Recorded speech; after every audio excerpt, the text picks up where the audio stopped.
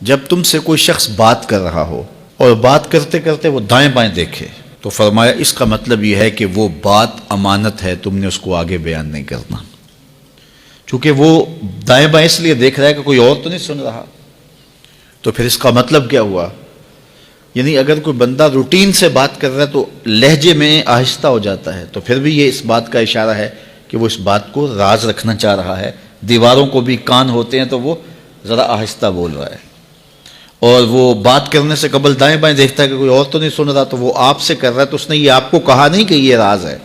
کہتے ہیں صاحب عقل وہ ہوتا ہے جس کو راز بتانے کے بعد یہ نہ بتانا پڑے کہ یہ راز ہے۔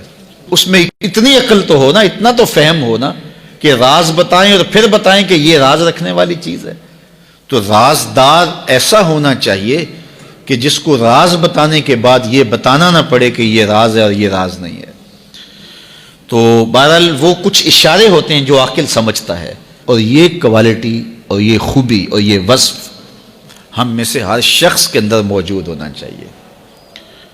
اگر کوئی راز کی بات کرتا ہے تو پھر اس کے اعتماد پہ ہمیں پورا اترنا چاہیے، وہ راز راز ہی رہے۔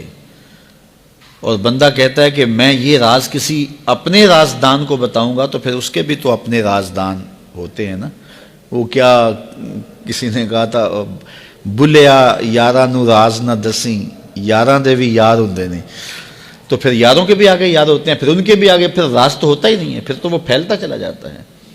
تو آپ تک آ گیا، بس آپ تک آ گیا، وہ سینے میں سما گیا، ساری زندگی قبر میں لے کے جانا جو راز ہے۔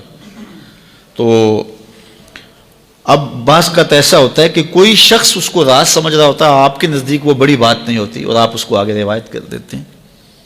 تو جب اس نے آپ کو راز کے طور پہ کہا ہے، وہ بڑی بات نہیں بھی تھی، لیکن آپ اس کو راز رکھیں گے تو یہ بڑی بات ہوگی کہ اس نے راز سمجھا اور وہ بڑی بات نہیں تھی، لیکن آپ نے اس راز کو راز ہی رہنے دیا اور ساری زندگی اس راز کو جو ہے وہ فاش نہیں کیا ہے، تو یہ ایک بڑی بات تھی۔